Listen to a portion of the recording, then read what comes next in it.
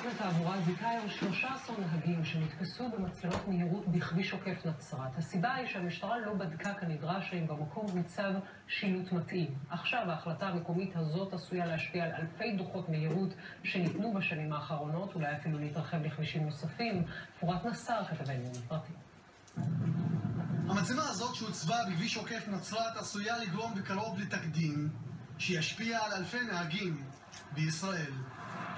בית המשפט לתעבורה בנצרת ביטל היום 13 כתבי אישום שהוגשו נגד נהגים אשר נתפסו במצלמה המדוברת לאחר שהתברר שהמשטרה התרשלה בבדיקה של השילוט במקום. ולכן בית המשפט קבע היום שהקטע הזה שאנחנו היום נמצאים פה, בהיעדר תמרור של שטח בנוי שנבדק, המהירות המותרת כאן היא 90 קמ"ש ולא 50. אני חשבתי שזה פה בשטח עירוני, לא ידעתי שמותר לנסוע פה יותר. לא, אני דווקא חושבת שזה לא שטח עירוני, ואפשר לנסוע עד 70. המצלמה ששמה בעגה המקצועית א'3 הוצבה בנקודה בכביש שהופך מבין עירוני לעירוני. הנהגים שמגיעים במהירות גבוהה אינם מודעים תמיד לדבר, במיוחד לאחר שהתמרור שמורה על הכניסה לשטח העירוני יקר פעמים רבות.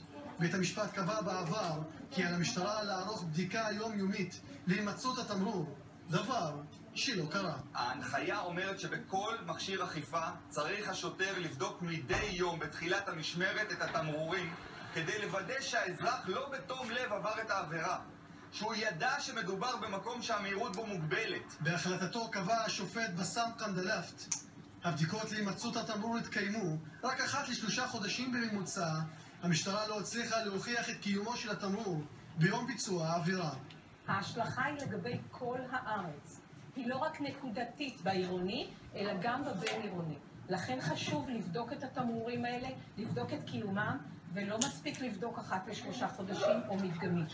אחרת יש הטעיה של הציבור, ובעצם מביאים אדם לדין על משהו שהוא לא בטוח שהיה שם תמרור או לא. מדובר בפסק דין נכון ואמיץ שמעביר מסר ברור לשלטונות לאופן שיש בו לנהוג טרם מייחסים אשמות חמורות לאזרחים. בכביש בנצרת ניתנו בשנים האחרונות יותר מ3,000 דוחות מהירות שלא ברור כעת מה יעלה בגורלם, אבל ההחלטה שקיבל בית המשפט היום עשויה להשפיע על עוד כבישים רבים ברחבי המדינה.